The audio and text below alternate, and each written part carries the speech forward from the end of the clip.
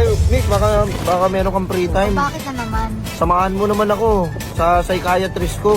Eh, magdala daw ako ng kinababaliwang ko eh. Eh, ikaw yun. Kanina ba kita pinagmamasdan? Bawat galaw sa salo